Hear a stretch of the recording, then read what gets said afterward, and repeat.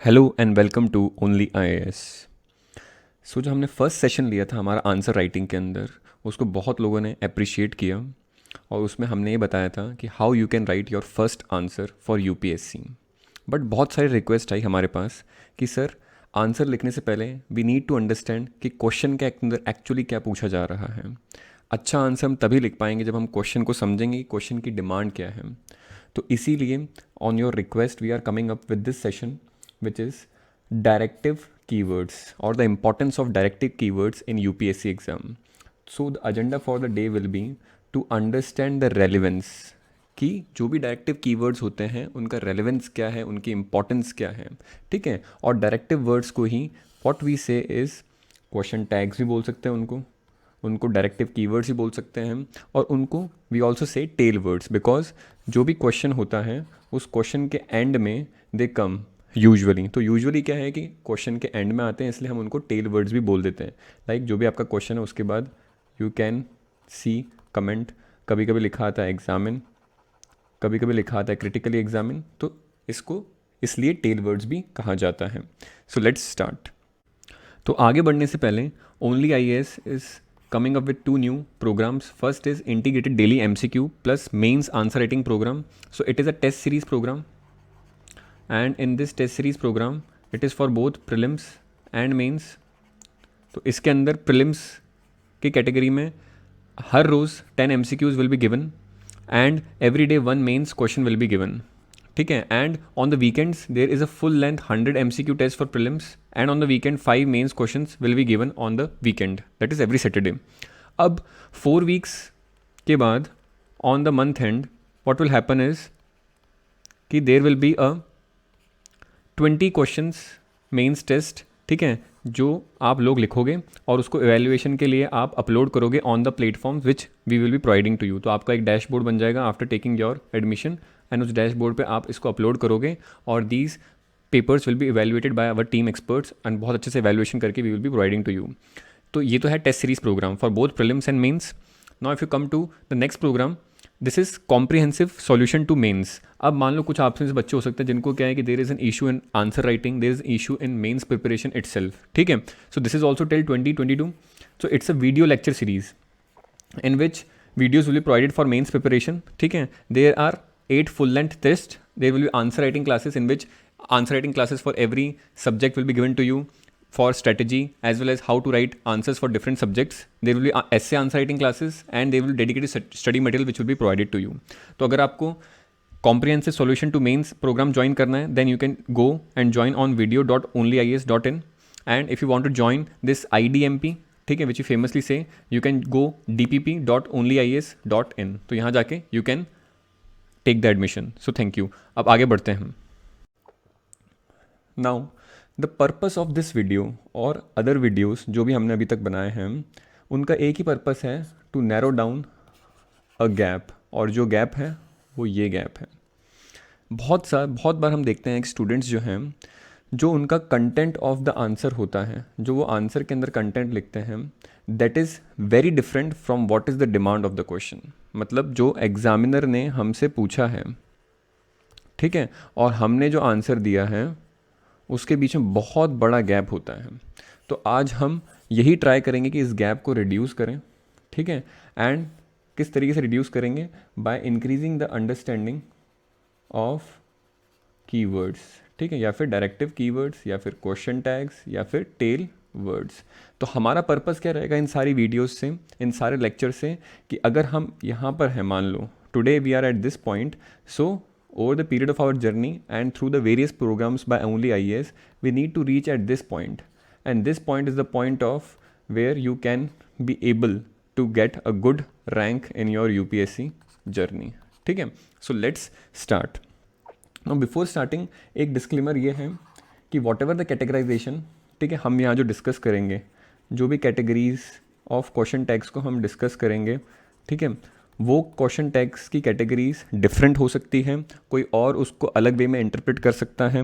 But हमने बहुत सारी चीज़ों को, बहुत सारे प्लेटफॉर्म्स को रीड करके उनसे एनालिसिस लेके we have come to a certain categories of these keywords. ठीक है, तो हमने उसको पर्टिकुलर कैटेगरीज के अंदर क्या है कि डिवाइड किया है, विच आर मोर और लेस द बेस्ट वंस। ठीक है। ऑल्सो ये जो भी सारी कैटेगरीज हैं कीवर्ड्स की, इनको इतना ज़्यादा स्ट्रिक्टली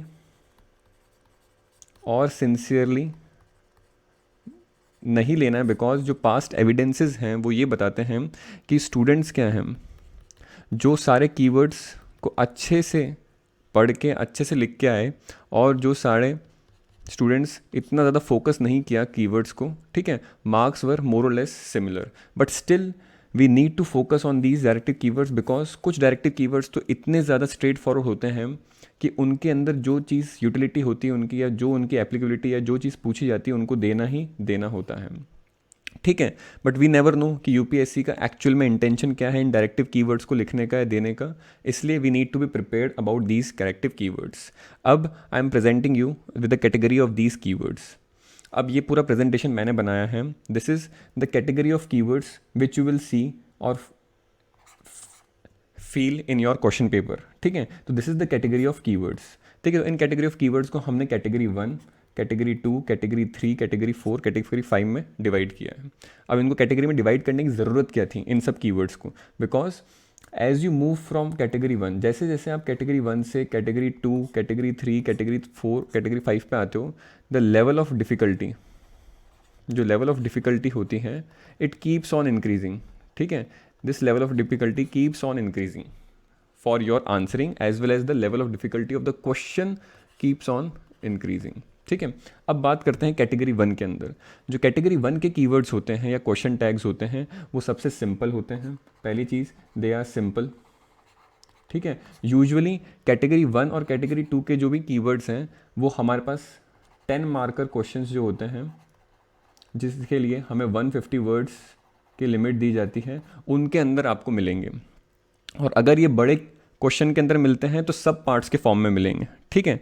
तो हम देखते हैं कैटेगरी 1 के अंदर क्या रिक्वायरमेंट है। तो कैटेगरी 1 की जो रिक्वायरमेंट है, जो फोकस है, वो है कि इन्फॉर्मेशन रिक्वायर्ड होती है इसमें जो भी क्वेश्चन टैग्स आते हैं उसमें सिर्फ आपसे क्या पूछ रहा है एग्जामिनर कि आप मुझे ये इन्फॉर्मेशन बता दो, ठीक है। तो इसके अंदर क्या है कि मोस्टली व्हाट एस्पेक्ट पूछ रहा है, ठीक है। What is your name, this is an information. What is the name of that place, ठीक है। What is the concept of this thing, तो व्हाट एस्पेक्ट पूछता है। तो इसके अंदर हमारे पास जो कीवर्ड्स यूजुअली पूछे जाते हैं वो होते हैं identify, list down, describe, define, narrate, enumerate, ठीक है। कैटेगरी 2 जो है उसमें क्या होता है कि इन्फॉर्मेशन तो पूछता ही है, प्लस साथ में एक्सप्लेनेशन भी पूछता है। दैट इज़ व्हाट के साथ अब यहाँ पर क्या आ जाता है, वाई, ठीक है। इसलिए सिंपली एक वाई कीवर्ड हो सकता है, एक्सप्लेन हो सकता है, गिव रीजंस हो सकता है, रीजन अकाउंट हो सकता है, एलेबोरेट हो सकता है, इलस्ट्रेट हो सकता है, हाईलाइट हो सकता है। तो यहाँ पे हमें क्या देना है, हमें व्हाट तो बताना ही है, बट उसके साथ साथ वाई भी बताना है। What is your name, why you are here, ठीक है। तो हमें बहुत चीज़ों में अंदर उसके अंदर एक्सप्लेनेशन की स्ट्रेंथ को या इंटेंसिटी को इंक्रीज करना होता है कैटेगरी 2 में। फिर कैटेगरी 3 में जाते हैं तो वहाँ का फोकस इन्फॉर्मेशन तो रहेगा ही रहेगा, बट वहाँ पर क्या है कि हम देखेंगे कि क्या पॉजिटिव्स हैं क्या नेगेटिव्स हैं उस चीज़ के साथ, ठीक है। What is your name, my name is Rohan, ठीक है। वाई यू आर हेयर, तो वो एक्सप्लेनेशन देगा, तो कैटेगरी 2 में आ गया, ठीक है। What are some good and bad qualities of Rohan, तो हम कैटेगरी 3 में आ गए। हम उसके लिए फॉर और अगेंस्ट में डिबेट कर सकते हैं, किसी भी टॉपिक पे हम फॉर और अगेंस्ट में डिबेट कर सकते हैं। हम किसी भी कंसेप्ट का, किसी भी टॉपिक का, किसी भी थीम का मेरिट और डीमेरिट दोनों बता सकते हैं। तो हम किस में होते हैं उस टाइम, हम होते हैं कैटेगरी 3 के अंदर। तो यहाँ पर क्या है कि थोड़ा डिफिकल्टी जो होता है क्वेश्चंस का ज़्यादा होता है, ठीक है। सिंपल सी बात है, आपके लिए पास क्वेश्चन आ सकता है डिफाइन ट्रॉपिकल साइक्लोन, बट आपके पास क्वेश्चन सिंपल ऐसा नहीं आ सकता इवेलुएट ट्रॉपिकल साइक्लोन। उसका कुछ टॉपिक होगा ट्रॉपिकल साइक्लोन का, तो क्वेश्चन बड़ा होगा, ठीक है। तो यहाँ पर कौन कौन से कीवर्ड्स होते हैं, examine, discuss, evaluate, analyse, comment, और मोस्टली क्या है कि यूपीएससी यहाँ से कीवर्ड्स पूछता है, ठीक है। फिर कैटेगरी 4 में आते हैं। कैटेगरी 4 क्या है कि कैटेगरी 3 का ही क्या है, एक नेक्स्ट लेवल है, और हार्ड बना दिया पेपर को, ठीक है। उसमें क्या होता है, we usually do critical thinking, ठीक है। इसमें एस्पेक्ट जो होता है वो होता है क्रिटिकल थिंकिंग का। क्रिटिकल थिंकिंग का क्रिटिकली का मतलब ये नहीं होता है कि आपको क्रिटिसाइज ही करना है, इट इज़ यही कि आपको अपनी क्रिटिकल थिंकिंग को यूज़ करके उसके पॉजिटिव्स क्या हैं, उसके नेगेटिव्स क्या हैं, उनको आपको एनालाइज करना है, एग्जामिन करना है, क्रिटिक करना है, ठीक है। तो यहाँ पर क्रिटिकली एग्जामिन हो सकता है, क्रिटिकल एनालाइज हो सकता है, या राइट अ क्रिटिक हो सकता है। तो ये लेवल 4 हो गया, इसकी डिफिकल्टी और भी ज़्यादा होती है। फिर कैटेगरी 5 पे आते हैं। तो यहाँ फोकस क्या होता है एग्जामिनर का कि you need to think out of box. तो यहाँ का एक सबसे फेमस कीवर्ड क्या है, फॉर्मुलेट, और उसके अंदर क्या है, you are been asked to formulate a suitable policy for environmental impact assessment. ठीक है, तो आपसे वो क्या है कि डिसीजन मेकिंग करवा रहा है, आपसे वो पॉलिसी मनवा रहा है, आपसे वो डिसीजन मेकिंग को गो थ्रू करवाने की कोशिश कर रहा है। तो these are all category of keywords. हम आज के इस लेक्चर में जो कि पार्ट 1 होगा इसका, उसमें कैटेगरी 1 को कंप्लीट करेंगे, कैटेगरी 2 को कंप्लीट करेंगे और कैटेगरी 3 पे हम हाफ कंप्लीट कर लेंगे। Now coming to category 1, first जो कीवर्ड है हमारे पास दैट इज डिफाइन। ठीक है, डिफाइन इज द कीवर्ड। अब डिफाइन के अंदर आपको कुछ नहीं करना है, जब भी क्वेश्चन के अंदर डिफाइन आता है you just need to give the simple definition of the topic. अगर उस डेफिनेशन के साथ उस टॉपिक का कोई डायग्राम है तो you can also give the diagram.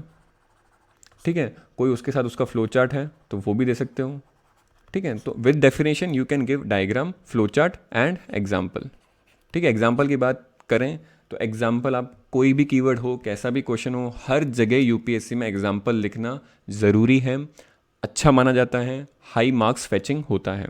ठीक है, अब बात करें डिफाइन की, तो डिफाइन क्या है कि यूजुअली कम कैसा होता है, एक सब पार्ट होता है। क्यों? ऑफकोर्स सी बात है, क्योंकि पूरा एक क्वेश्चन डिफाइन पे तो बन नहीं सकता है, तो यूजुअली क्या है कि एक बड़े क्वेश्चन का एक सब पार्ट की फॉर्म में डिफाइन कीवर्ड आता है। अब क्वेश्चन की बात करें, हम देखें डिफाइन के अंदर कौन सा क्वेश्चन है। पहला क्वेश्चन क्या है, डिफाइन यूट्रोफिकेशन। ठीक है, यूट्रोफिकेशन एक प्रोसेस है जिससे क्या है कि जो वाटर बॉडीज़ होती हैं दे गेट पॉल्यूटेड। तो आप क्या है कि यूट्रोफिकेशन का सिंपल सा 2 से 3 लाइन का या 4 लाइन का डेफिनेशन दे सकते हो और उसके बाद कोई उसका डायग्राम है, जैसे आप पॉन्ड का डायग्राम बना सकते हो, अगर आपको दिखाना है तो डायग्राम दे सकते हो, तो आपका यहाँ काम खत्म हो जाता है। फिर दूसरा क्वेश्चन टैग क्या है, एक्सप्लेन, जिसको हम आगे डिस्कस करेंगे, its role in marine pollution. तो मान लेते हैं कि अब ये जो क्वेश्चन है ये 10 मार्कर है। ठीक है, तो 10 मार्कर के अंदर से डिफाइन वाला जो पहला पार्ट है आपका, इसका एट मैक्स कितना मार्क्स होगा, इसका एट मैक्स 2 to 3 मार्क्स होगा, जिसको एग्जामिनर एवेलुएट करेगा। और जो सेकंड क्वेश्चन है इसका कितना होगा हमारे पास, 6 to 7 मार्क्स इसका होगा। ठीक है, तो आपको इसीलिए डिफाइन जब भी आता है तो आपको इतना ही देना है। और अगर मान लो पूरा क्वेश्चन ही आया था define eutrophication and its role in marine pollution, तो फिर तो आपको पूरा लिखना ही पड़ेगा। सेकंड देखते हैं, डिफाइन ट्रॉपिकल साइक्लोन। तो आपको डेफिनेशन देनी है यहाँ पे सिंपली, और उसका एक डायग्राम दे सकते हो। जो डिफाइन के अंदर जस्ट डेफिनेशन पे फोकस करो, उसका जो मेन इंपॉर्टेंट कीवर्ड्स हैं उसकी डेफिनेशन में उसको लिख के आओ। अब जब डिस्क्राइब की बात करते हैं तो डिस्क्राइब क्या है, एक फर्दर एक्सटेंशन है किसका, डिफाइन का। डिफाइन का एक सेकंड पार्ट क्या हो जाता है, डिस्क्राइब।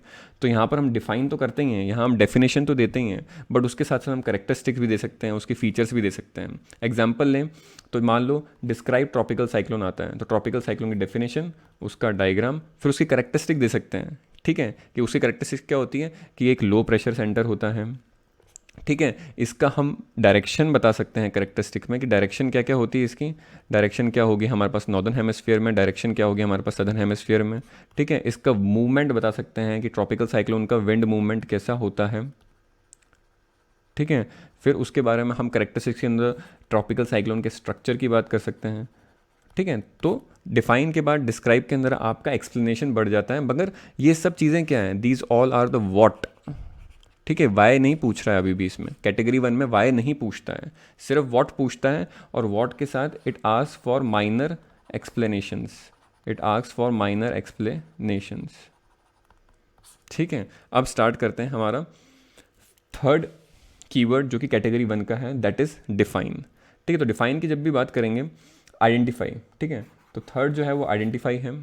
अब आइडेंटिफाई की बात करें तो सिंपल सी बात है, एग्जामिनर क्या बोल रहा है, examiner just wants to know, examiner just wants to know कि आप उसको पॉइंट आउट कर दो, जो भी चीज़ पूछ रहा है, जो भी चीज़ उसने पूछी उसको पॉइंट आउट करके एग्जामिनर के सामने रख दो। दैट इज़ सिंपली आप उसको मेंशन कर सकते हो यहाँ पे।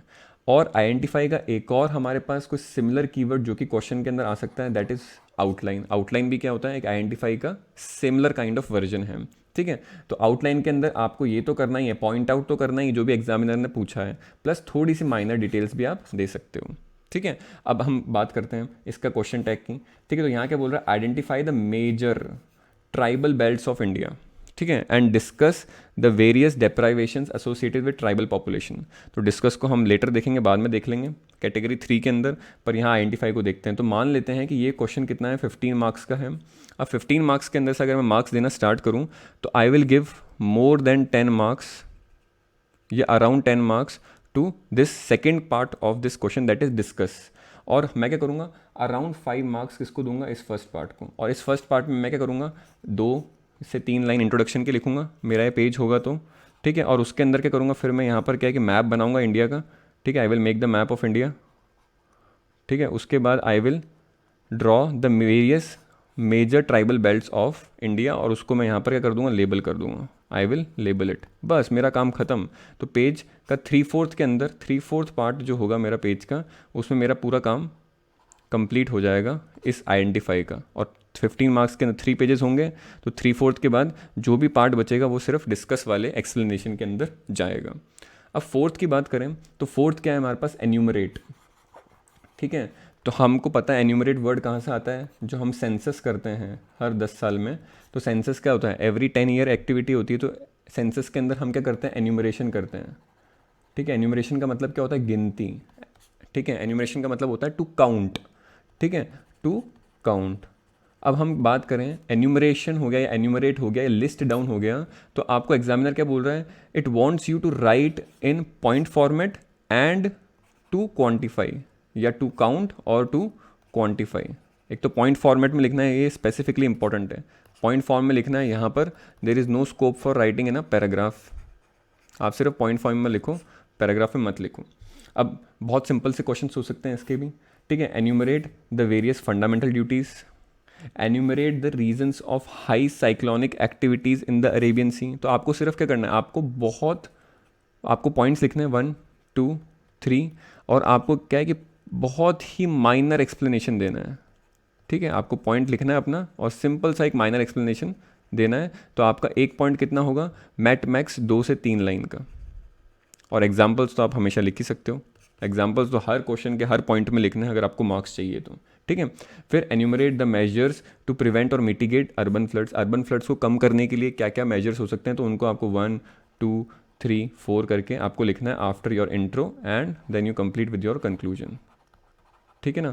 तो हमको पता है इंट्रोडक्शन कंक्लूजन हर क्वेश्चन के अंदर होगा, उसका कोई फर्क नहीं पड़ेगा क्वेश्चन टैग कैसा भी हो। हम यहाँ बॉडी की बात कर रहे हैं, बॉडी कैसे चेंज होगी। तो एन्यूमरेट के अंदर हम 1 2 3 4 करके बहुत मेंशन फॉर्म में बहुत कम एक्सप्लेनेशन के साथ उस चीज़ को लिख सकते हैं। फिफ्थ की बात करो कैटेगरी 1 के अंदर, तो कैटेगरी 1 के अंदर फिफ्थ है narrate.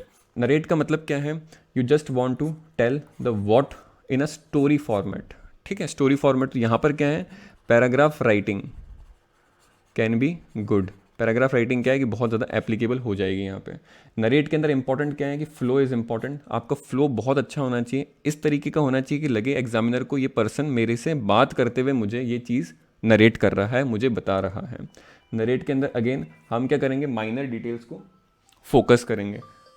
Again we will be focusing on the minor details in narrate. Now question देख लेते हैं इसके ऊपर कैसा क्वेश्चन आ सकता है। Narrate the incidents leading to revolt of 1857, ठीक है। तो आपको क्या करना है, सिर्फ जो भी इंसिडेंट्स हैं, तो आपको अपने इंट्रो के बाद उन इंसिडेंट्स को 1 2 3 4 5 उनको बताना, सारे इंसिडेंट्स को इन 2 to 3 लाइन्स, ठीक है। और आपको बताना है कि all these events culminated in the revolt of 1857 in your conclusion, ठीक है। सिर्फ आपको नरेट करना है जो इंसिडेंट्स थे 1857 के रिवोल्ट से पहले, उनको सिर्फ नरेट करना है इन अ पॉइंट फॉर्मेट, नहीं बट कि पैराग्राफ राइटिंग के फॉर्म में कर सकते हैं। Now welcome to the category 2, ठीक है। अब कैटेगरी 2 में क्या है कि कैटेगरी 1 का व्हाट तो है ही, प्लस वाई भी है, और यहाँ पर एक्सप्लेनेशन जो होगा, ठीक है, जो भी डिस्क्रिप्शन हम देंगे हमारे आंसर के अंदर, वो माइनर से ज़्यादा होगा और मेजर से कम होगा। तो कहीं यहाँ लाई करेगा आपका आंसर, मतलब उसमें माइनर से ज़्यादा एक्सप्लेनेशन होगा हमारा और मेजर से थोड़ा कम होगा। अब बात करें पहला इसमें, तो पहला कीवर्ड जो इसमें आता है या क्वेश्चन टैग आता है वो आता है हाईलाइट। अब हाईलाइट की अगर मैं बात करूं, ठीक है, और हाईलाइट का एक और वर्जन क्या है, थ्रो लाइट ऑन, ठीक है। तो थ्रो लाइट ऑन और हाईलाइट एक ही बात करते हैं। तो इसमें इंपॉर्टेंस क्या रहता है कि आपको इंपॉर्टेंस बतानी है टॉपिक की क्या रिलेटिव इंपॉर्टेंस है उसको शो करना है, और उस टॉपिक का जो भी पूछा है आपसे उसका इम्प्लाइड मीनिंग क्या है, मतलब वो अंदर ही अंदर क्या मीनिंग दे रहा है या देना चाहता है, उसको हम डिस्कस करते हैं या बताते हैं या लिखते हैं।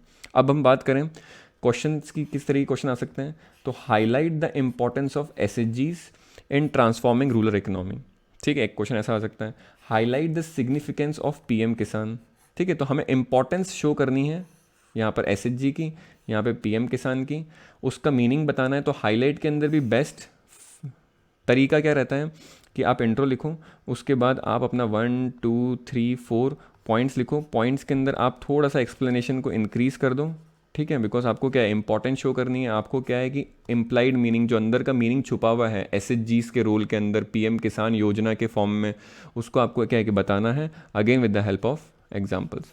तो एन्यूमरेट का नेक्स्ट वर्जन क्या हो सकता है, हाईलाइट, उसमें पॉइंट फॉर्मेट में ही चलते हैं, पर एक्सप्लेनेशन क्या होता है हमारा इंक्रीज हो जाता है। एन्यूमरेट में तो क्या है कि सिर्फ मेंशनिंग ही रखते हैं, जो स्टेटमेंट होगा आपका 1 से 2 लाइन का हो सकता है, बट आपका हाईलाइट के अंदर जो स्टेटमेंट हो सकता है वो आपका 3 to 4 लाइन का हो सकता है with an example. Next category 2 में है कंपेयर। अब कंपेयर की बात करें तो कंपेयर के अंदर दोनों चीज़ें इन्वॉल्व होती हैं। जब भी कंपेयर नाम का क्वेश्चन आता है तो you will have similarities, you will have differences, आपको दोनों पे बात करनी है। सिर्फ कंपेयर का मतलब डिफरेंस नहीं होता है, सिमिलैरिटीज़ को भी हमें बताना होता है। तो कंपेयर की अगर बात करें तो क्वेश्चन टैग है compare the process of industrialization of east and west worlds. ठीक है, तो ईस्ट में कैसे इंडस्ट्रियलाइजेशन हुआ और वेस्ट में यूके के अंदर जो पहला इंडस्ट्रियलाइजेशन हुआ था उसके बीच का प्रोसेस को कंपेयर करना है। तो ऑफकोर्स सी बात है इंडस्ट्रियलाइजेशन हुआ है, तो इंडस्ट्रियलाइजेशन के अंदर क्या है दोनों ही जगह कुछ ना कुछ सिमिलैरिटीज़ रही होंगी। फिर क्या है कि आप पार्ट 1 के अंदर जितनी भी सिमिलैरिटीज़ आपको आ रही वो लिख दो। फिर क्या है कि आप लेटर पार्ट जो है आपका आंसर का उसमें आप क्या करो जो डिफरेंसेस लिख दो कि किस तरीके से वेस्ट में पहले स्टार्ट हुआ था, ईस्ट में लेट स्टार्ट होने के क्या रीजंस थे, तो वो सारे डिफरेंसेस आप बता सकते हो मैन पावर के फॉर्म में, रिसोर्सेज के फॉर्म में और पॉलिटिकल विल पावर के फॉर्म में। फिर आपके पास क्वेश्चन आ सकता है compare the consumer protection act of 1985 with consumer protection amendment act of 2019 जो भी लेटेस्ट आया है। तो आप क्या है कि इसमें सिमिलैरिटीज़ भी दे सकते हो क्योंकि दोनों एक्ट के अंदर कुछ सिमिलैरिटीज़ तो हैं, क्योंकि नया वाला जो है वो जस्ट अमेंडमेंट है तो उसके अंदर पहले वाली कुछ चीज़ें तो है ही, तो दोनों की सिमिलैरिटीज़ बता सकते हो। और दोनों में क्या है कि जो डिफरेंसेस आए हैं अभी उनको आप टेबल फॉर्मेट में भी शो कर सकते हो। अब बात करते हैं कंट्रास्ट की। अब कंट्रास्ट के अंदर कंपेयर के अंदर दोनों आ रही हैं सिमिलैरिटीज़ डिफरेंसेस, कंट्रास्ट के अंदर हमारे पास क्या होता है मेनली फोकस कहाँ होता है डिफरेंसेस के ऊपर होता है। ठीक है, अब कंट्रास्ट के अंदर दूसरे जो कीवर्ड्स इससे सिमिलर हैं वो भी पूछे जा सकते हैं। तो डिस्टिंग्विश के अंदर भी क्या होता है हमें मेनली डिफरेंस पे फोकस करना है। डिफरेंशिएट आ गया वहाँ पे भी हमें मेनली डिफरेंस पे ही फोकस करना है अपार्ट फ्रॉम आवर इंट्रोडक्शन और कंक्लूजन। तो डिफरेंशिएट का एक क्वेश्चन हो सकता है एथिक्स के फॉर्म में अगर हम देखें तो differentiate personal ethics versus professional ethics, differentiate law and ethics. ठीक है, तो अगर हम कंट्रास्ट डिफरेंशिएट डिस्टिंग्विश वाले क्वेश्चंस के अंदर जब डिफरेंसेस शो करते हैं तो सबसे बेस्ट तरीका क्या है उसको एग्जाम्पल से देखते हैं। Contrast the phenomena of tropical cyclone and temperate cyclone. तो हमें क्या है कि हमारा इंट्रोडक्शन लिखना है यहाँ पे, फिर हमको क्या डिफरेंसेस शो करना है। ठीक है, तो डिफरेंसेस के लिए हम क्या कर सकते हैं टेबल बना लेंगे। ठीक है, तो टेबल के अंदर हम क्या करेंगे, टेबल के अंदर we will do what, we will make columns. यहाँ पर हम लिख लेंगे ट्रॉपिकल साइक्लोन, यहाँ पर हम लिख लेंगे टेम्परेट साइक्लोन। ठीक है, और यहाँ पर क्या कर देंगे हम क्राइटेरिया ऑफ डिफरेंसेस। ठीक है, तो एक हमारी ऐसी टेबल बन जाएगी। तो यहाँ पर हमारा क्या है यहाँ क्राइटेरिया आ जाएगा। तो क्राइटेरिया में पहले डेफिनेशन आ सकती है, फिर यहाँ पर लोकेशन आ सकती है, फिर यहाँ पर स्ट्रक्चर आ सकता है, और इन क्राइटेरियाज़ के ऊपर हम ट्रॉपिकल साइक्लोन को और टेम्परेट साइक्लोन को डिफरेंशिएट कर सकते हैं। ये बहुत अच्छा रहेगा। और उसके बाद जब टेबल को हम एंड करेंगे उसके नीचे हम कंक्लूजन का 2-3 लाइन्स लिख सकते हैं। ठीक है, नेक्स्ट अगर हम बात करें फोर्थ जो कैटेगरी 2 के अंदर है दैट इज़ इल्यूसिडेट और क्लैरिफाई। दोनों ही सिमिलर मीनिंग देते हैं, इल्यूसिडेट कर दो या क्लैरिफाई कर दो। ठीक है, तो इसमें क्या होता है there is brief description. Examiner क्या है डिस्क्रिप्शन पूछ रहा है, व्हाट तो पूछेगा व्हाट तो हम सिंपल सा इंट्रोडक्शन में दे सकते हैं, पर जो हमारी बॉडी होगी उसमें क्या है कि हमें बहुत ब्रीफ में डिस्क्रिप्शन देना है, एक्सप्लेनेशन देना है with the help of relevant datas and examples. ठीक है, अब बात क्या है क्वेश्चन को देखें हम कि land degradation is hampering food security, इल्यूसिडेट। मतलब आपको क्या है कि यहाँ पर रीजंस बताने हैं, आपको रीजंस को एक्सपैंड करना है, रीजंस बताने हैं कि किस तरीके से लैंड डिग्रेडेशन जो है वो क्या है कि फूड सिक्योरिटी को क्या है कम करता जा रहा है। आपको क्या है कि यहाँ पर डेटा स्टैट सब कुछ दे सकते हो। बात कैसी है आपको इस स्टेटमेंट को क्लैरिफाई करके एग्जामिनर को देना है। तो क्लैरिफाई कैसे कर सकते हो आप रीजंस लिखोगे, रीज़न 1, रीज़न 2 और रीज़न 3, और रीज़न 3 इनके साथ सिंपली आपको एक्सप्लेनेशन का एग्जाम्पल के साथ यूज़ लेते हुए कंप्लीट करना है। फिर फिफ्थ आते हैं एक्सप्लेन। एक्सप्लेन तो सिंपल सी बात है। ठीक है, ये तो हमारा क्या कैटेगरी 2 का मतलब यही था कि उसमें एक्सप्लेनेशन हम ज़्यादा देते हैं। तो एक्सप्लेन के अंदर व्हाट इन्फो रहती है, एक्सप्लेनेशन रहता है वाया हेल्प ऑफ रीजंस। ठीक है, थोड़ा सा लिटिल बिट इन डेप्थ जानने की कोशिश करते हैं, बट थोड़ा सा, इतना ज़्यादा नहीं कि हम कैटेगरी 3 में पहुंच जाएं, इतना ज़्यादा नहीं कि हम बहुत मेजर एक्सप्लेनेशन कर दें वहाँ पे। एक्सप्लेन का मतलब क्या होता है, कोई भी चीज़ को कॉज एंड इफेक्ट में समझाना, ठीक है, कि 1+1 को अगर करते हैं, ऐसा अगर कॉज होता है तो उसका इफेक्ट क्या निकलता है, 2 निकलता है, ठीक है। तो आप जो भी अपना एक्सप्लेनेशन दोगे उसके अंदर आप रीजंस दोगे किस फॉर्म में, कॉज एंड इफेक्ट में, ठीक है। कि सूरज उगता है तो धरती पे क्या होती है, रोशनी होती है, तो कॉज एंड इफेक्ट है। अगर हम बात करें इसका क्वेश्चन का, तो व्हाट इज़ इमोशनल इंटेलिजेंस, तो ये कैटेगरी 1 हो गया, ठीक है। फिर सेकंड आता है एक्सप्लेन इट्स वेरियस कंपोनेंट्स, ठीक है, तो ये कैटेगरी 2 का हो गया हमारे पास। और इसके कंपोनेंट्स को एक्सप्लेन करना, सारे कंपोनेंट्स को 1 2 3 4 लिख दो यहाँ पे, और उसके बाद हर एक कंपोनेंट के अंदर 3-4 लाइन्स का एक्सप्लेनेशन या रीजनिंग कि वो क्या मतलब बताते हैं। और अगर एग्जाम्पल देना है, क्योंकि एथिक्स के पेपर में हमें एग्जाम्पल देना ही होता है और क्वेश्चन में स्पेसिफिकली पूछा है तो हम दे सकते हैं। तो अगर ये मान लो 15 मार्क्स का क्वेश्चन है, ठीक है, तो हमारे पास क्या हो जाएगा, अगेन हमारे पास 3 से 4 से 5 मार्क्स कहाँ के हो जाएंगे, यहाँ के हो जाएंगे, और बाकी बचे हुए 15 में से, ठीक है, 9 to 10 मार्क्स कहाँ के हो जाएंगे, सेकेंड पार्ट के। अगर हम बात करें इलेबोरेट की, तो इलेबोरेट के अंदर कुछ नहीं करना है आपको, जो भी स्टेटमेंट है, जो भी आपको क्वेश्चन दिया गया है उसको एक्सपैंड करना है, उस टॉपिक को एक्सपैंड करना है जो क्वेश्चन में पूछा है, उस आइडिया थॉट को एक्सपैंड करना है विद हेल्प ऑफ एग्जांपल्स, ठीक है। एक्सपैंड करना है तो इसका मतलब क्या है, हमें उसके अंदर क्या है कि एक्सप्लेनेशन की क्वांटिटी को क्या करना पड़ेगा, इंक्रीज करना पड़ेगा। तो व्हाट तो होगा ही इसमें, व्हाट को हम इंट्रोडक्शन में बॉडी के अंदर जो भी हम फैक्ट बता रहे हैं उस पर्टिकुलर क्वेश्चन का वहाँ तो हो गए, और प्लस उसके अंदर एक्सप्लेनेशन क्या हो जाएगा, इंक्रीज हो जाएगा। तो बहुत सिमिलर हैं, एल्यूसीडेट हो गया, एलेबोरेट हो गया, बहुत सिमिलर हैं। बट हमें क्या ध्यान रखना है कि कैटेगरी 2 वालों को कैसे डील करना है, कैटेगरी 1 वालों को कैसे डील करना है, उसमें कोई स्पेसिफिक है, जैसे एन्यूमरेट हो गया, उसमें सिर्फ हम क्या है लिस्ट डाउन करते हैं पॉइंट्स को, उसमें मान लो कुछ स्पेसिफिक है, उनका हमें ध्यान रखना है, ठीक है। नरेट हो गया, नरेट में हम पैराग्राफ राइटिंग यूज़ करते हैं यूजुअली। फिर जो 7th कीवर्ड है कैटेगरी 2 में, दैट इज इलस्ट्रेट। अब इलस्ट्रेट को भी हमें ध्यान रखना है, ठीक है। ऑल्दो कैटेगरी 2 का एक्सप्लेनेशन ज़्यादा होगा, वो हमसे सब पता है, बट इलस्ट्रेट की अपनी रिक्वायरमेंट है, और वो रिक्वायरमेंट क्या है कि इसमें वॉट होता है, वाई होता है, वाई का मतलब एक्सप्लेनेशन होता है, मगर इसमें स्ट्रिक्टली ये ध्यान रखना होता है कि जो भी हम आंसर लिख रहे हैं उसका हम स्ट्रिक्ट यूज़ करें, किसका, एग्जाम्पल्स का, डेटा का, डायग्राम का, ग्राफ का और फिगर्स का। आपको याद हो तो हमने फर्स्ट जो लेक्चर लिया था तो हमने उसमें इलस्ट्रेशन लिखा था, और इलस्ट्रेशन को हमने क्या बोला था कि हम जो भी इस पर्टिकुलर सेशन के अंदर देखेंगे उसको इलस्ट्रेशन के लिए हम इन 2 क्वेश्चंस पे फोकस करेंगे। तो वो हमारा क्या था, एक इलस्ट्रेशन था, एक एग्जाम्पल था उस पर्टिकुलर सेशन के लिए। तो इलस्ट्रेट वाले क्वेश्चंस के अंदर कैटेगरी 2 है, पता है, व्हाट है पता है, वाई है पता है, एक्सप्लेनेशन होगा पता है, मगर there will be strict use of data, of diagrams, of graphs, figures, ये होना ही चाहिए उसमें। अब हम क्वेश्चन देखें तो illustrate the impact of covid on fertility rate, इस पे भी आ सकता है क्वेश्चन, या illustrate the impact of covid on mortality rate, या फिर लाइफ एक्सपेक्टेंसी, किसी पे भी आ सकता है। तो आप क्या कर सकते हो, आप इसमें क्या है कि इंट्रो लिखोगे, फिर आप जब बॉडी पे आओगे अपनी, तो बॉडी पे क्या बताओगे आप कि जो कोविड-19 का इम्पैक्ट है लाइफ एक्सपेक्टेंसी पे, वो क्या है कि बहुत ज़्यादा है, ठीक है, जो मॉर्टलिटी रेट है उस पर बहुत ज़्यादा है, और आप बताओगे, इलस्ट्रेट करोगे, एग्जाम्पल दोगे, ठीक है। एग्जाम्पल के बाद हम केस स्टडी दे सकते हो, ठीक है। आप बता सकते हो कि कंट्रीज़ लाइक स्पेन, ठीक है, कंट्रीज़ लाइक स्पेन या फ्रांस, ठीक है, या फिर जो भी वेस्ट यूरोपियन कंट्री है, ठीक है, जहाँ पर क्या है कि हमारे पास एल्डरली पॉपुलेशन ज़्यादा है। एल्डरली पॉपुलेशन क्या है कि वहाँ पर ज़्यादा है, मतलब बूढ़े लोग वहाँ पर ज़्यादा हैं।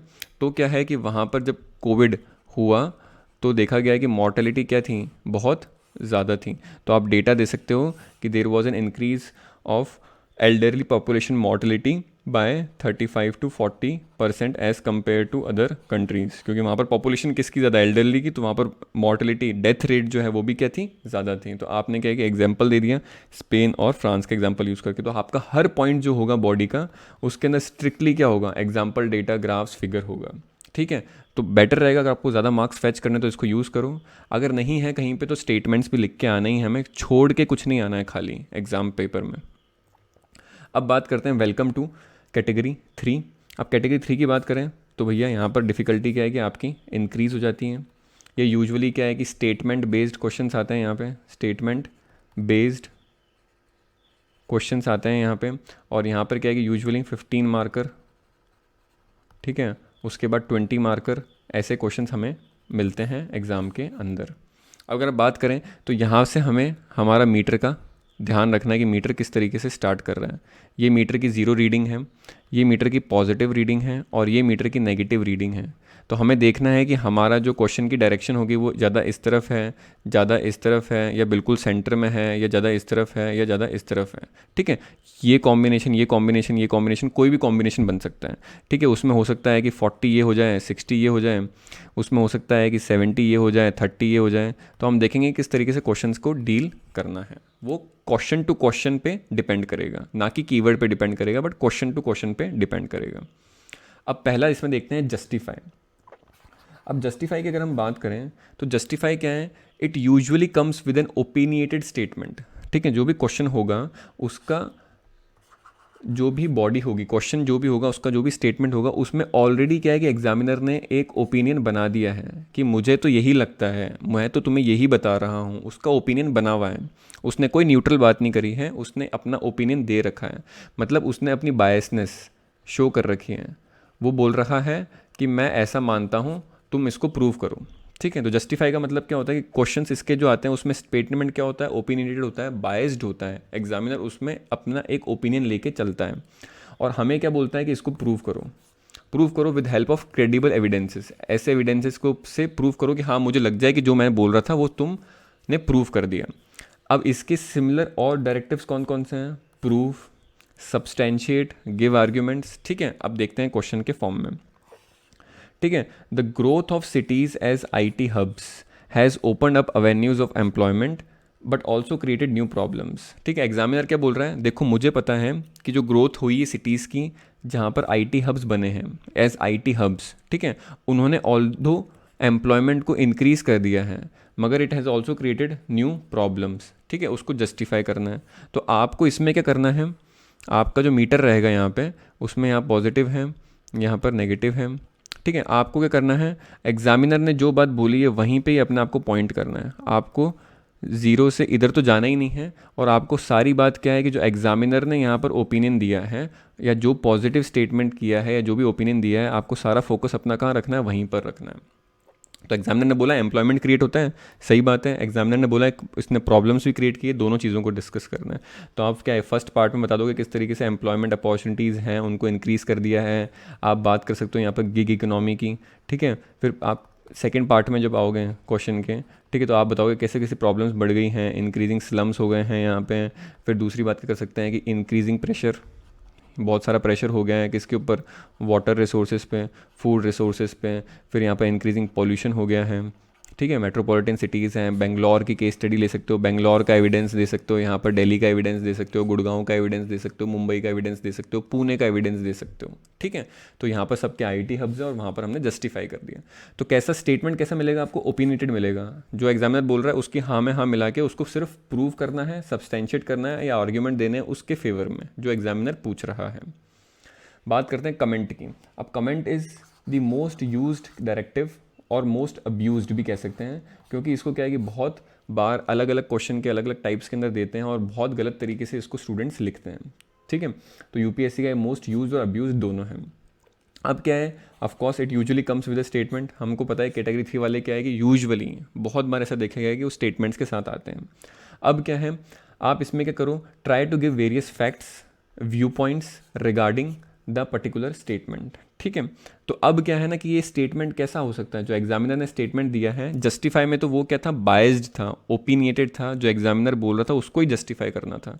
मगर अब कमेंट वाले में क्या है कि अगर मान लो स्टेटमेंट बायस्ड आता है, कैसा स्टेटमेंट हो गया? क्वेश्चन में आ रहा है कि second green revolution is the need of the hour comment. Examiner क्या है? बायस्ड है। यहाँ पर एग्जामिनर बोल रहा है कि मुझे पता है कि second green revolution is the need of the hour comment करो। ठीक है, तो आपको ये करना है, आपका जो भी आंसर होगा आप इंट्रो लिखोगे, फिर बॉडी पे आओगे, तो बॉडी में आपका 90% जो भी कंटेंट होगा वो क्या प्रूव कर रहा होगा कि yes it is the need of the hours, आपके फैक्ट्स और व्यू पॉइंट्स हैं। और फिर क्या है कि जो 10% होगा उसके साथ हम कंक्लूजन को भी ऐड कर देते हैं। वो क्या बताएगा कि ऑल्दो, आप वहाँ पर लिखोगे ऑल्दो, एक कनेक्टर लगा दोगे वहाँ पर आप। ठीक है, ऑल्दो मतलब स्पेसिफिकली इस क्वेश्चन के लिए 90% कर सकते हैं, उसमें थोड़ा सा कम भी कर सकते हैं, 80 भी कर सकते हैं, पर मेजॉरिटी आपका क्या है कि क्वेश्चन का जो बायसनेस है, एग्जामिनर की बायसनेस है, उसके साथ ही हाँ में हाँ मिलेगी आपकी, ठीक है। फिर आप क्या है कि कंक्लूजन में लास्ट का 10% बचा वहाँ लिख सकते हो कि ऑल्दो कि green revolution is one way to increase the productivity of food or resources. However, we need to take care of extra efforts, like we need to focus on what organic farming also, ठीक है। we need to focus on increasing the productivity of land by natural ways, ठीक है। तो आप वहाँ पर zero tilling farming की बात कर सकते हो, आप वहाँ पर बायो फर्टिलाइजर्स की बात कर सकते हो कंक्लूजन के अंदर, ठीक है। तो आपने 90% आपने एग्री किया, आपने एग्री किया किसकी बायसनेस के साथ, एग्जामिनर की बायसनेस के साथ, और आपने लास्ट में ये बोल दिया कि ये चीज़ें भी हम देखनी चाहिए apart from the second green revolution. आपकी बात बिल्कुल सही है, बट थोड़ा सा आप इसको भी इन्वॉल्व कर लो। मगर अगर स्टेटमेंट कैसा आता है, अनबायस्ड आता है, ठीक है, उसमें कैसा क्वेश्चन बन सकता है, सेम क्वेश्चन का, ठीक, ऐसा क्वेश्चन बन सकता है कि can second revolution ensure long term food security comment, ठीक है। यहाँ पर क्या है कि एग्जामिनर अनबायस्ड है, वो सिर्फ पूछ रहा है आपसे, वो आपसे न्यूट्रल वे में पूछ रहा है। तो न्यूट्रल वे में पूछ रहा है, उसको भी नहीं पता कि सही में सेकेंड ग्रीन रेवोल्यूशन क्या है, कि long term food security ensure कर सकता है नहीं कर सकता, वो आपका कमेंट पूछ रहा है। तो आप इसमें क्या करोगे, पार्ट 1 में आप क्या करोगे कि yes it can ensure long term food security. Part 2 में आप क्या करोगे, आप बोलोगे, ठीक है, it is not the only way, ठीक है, green revolution is not the only way but there other ways through which food security can be ensured. उसमें क्या है कि डिस्ट्रीब्यूशन भी होगा, डिस्ट्रीब्यूशन का फैक्टर होगा, उसमें क्या होगा, नेचुरल वेज होगा, ऑर्गेनिक फार्मिंग होगा, और बहुत सारी गवर्नमेंट पॉलिसीज़ और इंस्टीट्यूशनल एफर्ट्स होंगे, ठीक है। तो आप क्या कर सकते हो, हाँ ग्रीन रेवोल्यूशन तो इंपॉर्टेंट है, तो 60% यहाँ लिख सकते हो मेरे अकॉर्डिंग, और 40% यहाँ लिख सकते हो अकॉर्डिंग, ठीक है। तो ये केस टू केस बेसिस पे डिपेंड करेगा ये 60-40 कैसे चेंज होता है, मगर आपको वहाँ पर क्या रखना है, न्यूट्रल रखना है। और जब भी हम कमेंट वालों का कंक्लूजन लिखते हैं, तो कंक्लूजन क्या होता है, एक्शन ओरिएंटेड होता है, ठीक है। ये क्या होता है, फ्यूचरिस्टिक होता है और ऑप्टिमिस्टिक होता है, ठीक है। बिकॉज कमेंट के अंदर क्या है कि थोड़ा सा आपसे वो पर्सनल हो रहा है, आप अपने पर्सनल ओपिनियन भी क्या है कि यहाँ पर लिख सकते हो। अब पर्सनल ओपिनियन का मतलब है जो भी आपने न्यूज़पेपर से रट्टे मारे हैं, जो भी एडिटोरियल से रट्टे मारे हैं, जो भी मैगजीन से रट्टा मारा है, वो ओपिनियंस क्या है कि आप अपने पर्सनल समझने लग जाते हो यूपीएससी प्रिपरेशन में, तो वही ओपिनियंस को क्या है कि आपको यहाँ देना है। मगर आपका जो यहाँ कंक्लूजन होगा वो एक्शन ओरिएंटेड, फ्यूचरिस्टिक होना चाहिए और ऑप्टिमिस्टिक होना चाहिए, ताकि उसको लगे एग्जामिनर को, हाँ यार कमेंट वाले में इसके जो ओपिनियन आ रहे हैं वो बहुत ऑप्टिमिस्टिक हैं, ठीक है। तो आप लास्ट में लिख सकते हो येस ग्रीन रेवोल्यूशन आप लिख सकते हो yes the second green revolution like the first green revolution has the potential to ensure the food security of the country when it can be substantiated with other forms of agriculture as well. अब बात करें discuss की, तो discuss क्या है कि discuss is nothing but a way of debating, ठीक है। तो एक वे है डिबेट करने का। तो यहाँ पर डिबेट क्वेश्चन कीवर्ड भी आ सकता है, कभी कभी आता है डिस्कस की डिबेट आ जाता है लिखा हुआ। तो यहाँ पर क्या है कि सिंपल सी बात है, डिबेट के अंदर फॉर और अगेंस्ट डिबेट होती है। तो आपको क्या है कि दोनों ही फॉर और अगेंस्ट वाले साइड के अंदर आपको क्या एविडेंसेस देने, एग्जांपल्स देने, डेटा देने, आर्ग्यूमेंट्स देने अपने चीज़ को प्रूव करने के लिए। और कंक्लूजन में आपको क्या है कि बैलेंस आउट करना है दोनों ही आस्पेक्ट्स को। यूजुअली ट्राई करो कि बैलेंस आउट कर दो। डिस्कस बहुत ही ओपन एंडेड होता है, इसमें क्या है कि आप ट्राई करते हो एग्जामिनर को अपने साथ एंगेज होने में, उसको आप बताओगे कि देखो ऐसा है इसलिए ऐसा है, मगर ऐसा है इसलिए ऐसा भी हो रहा है, और ऐसा हो रहा है इसलिए ऐसा भी है, ठीक है। तो this is you are discussing both in for against, for against, ठीक है। तो आप ऐसे फ्लो में उसको एंगेज करके रख रहे हैं किसको, अपने एग्जामिनर को, ठीक है। अब मान लो डिस्कस भी क्या है कि अनबायस्ड हो सकता है, उसमें सिंपल सी बात है, discuss the causes of depletion of mangroves. तो यहाँ पर तो क्या करोगे, आप इंट्रो लिखोगे, आप सेकंड में क्या है कि बॉडी के अंदर आप क्या है कि सारे जो भी कॉजेज हैं उनको मेंशन करके उनके साथ एक्सप्लेनेशन प्लस एग्जांपल को लिख दोगे। तो ये तो अनबायस्ड टाइप का डिस्कशन हो गया कि आप सिर्फ डिस्कस करके बता रहे हो उसको कि ये सारे रीजन्स हैं डिप्लीशन ऑफ मैनग्रूव्स के। मगर अगर आपके पास क्या है बायस्ड वाला आता है, ठीक है, तो उसके अंदर क्या कर सकते हो आप, अब इसको देखते हैं हम। In spite of adverse environmental impact coal mining is still inevitable for development. तो यहाँ पर क्या है कि उसने डिबेट दे दी है आपको, उसने एक बायस्ड डिबेट दे दी है, और वो डिबेट किसके बीच में है, एनवायरमेंट के बीच में वर्सेस डेवलपमेंट के बीच में, और आपसे वो पूछ रहा है। तो आपको क्या करना है, अपना पार्ट 1 के अंदर 50% किसको लेना है, एनवायरनमेंट को शो करना है कि एनवायरनमेंट कितना इंपॉर्टेंट है, एनवायरनमेंट की डिग्रेडेशन के कारण बहुत सारे हार्मफुल इफ़ेक्ट्स हो सकते हैं ट्राइब्स को, वहाँ की लोकल इकोसिस्टम को, ठीक है। और आपको क्या है कि डेवलपमेंट पे ही फोकस करना है 50% की। Development is also equally important, because अगर लोगों के पास पैसा नहीं होगा तो क्या खाएंगे, डिस्ट्रीब्यूशन सही से नहीं होगा, इकनॉमी नहीं बढ़ पाएगी, और country will not rise to the super power level.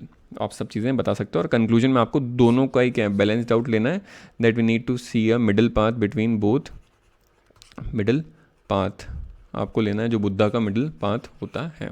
तो आपको बैलेंस्ड आउट करना है, आप अपनी बायसनेस नहीं शो करोगे उसमें। डिस्कस में आप सिंपली क्या है, डिस्कस करके ख़त्म कर रहे हो उसको। तो this is what was the discussion of today's. तो हमने यहाँ कैटेगरी 1 को डिस्कस कर लिया, कैटेगरी 2 को डिस्कस कर लिया, इसमें हमने सब चीज़ों को देख लिया, इसमें भी सबको देख लिया। और यहाँ पर हमने आज डिस्कस को किया है, कमेंट को लिया है और जस्टिफाई को कंप्लीट किया है, और हमने ये देखा है कि कैसे मीटर वर्क करता है। अब नेक्स्ट लेक्चर में हमें ये डिस्कस करना है, ये डिस्कस करने कैटेगरी, और ये डिस्कस करनी category with the help of questions. तो हम पार्ट 2 के अंदर उसको डिस्कस करेंगे। अगर आप genuinely you like the efforts, you like the hard work which we are doing, kindly give it a like, kindly comment कि और कैसे इम्प्रूव किया जा सकता है, और क्या क्या आपको बैरियर्स या प्रॉब्लम्स फील हो रही है अपनी प्रिपरेशन में, so we can make another lecture for you to see and get helpful. So thank you so much and we'll see you next time.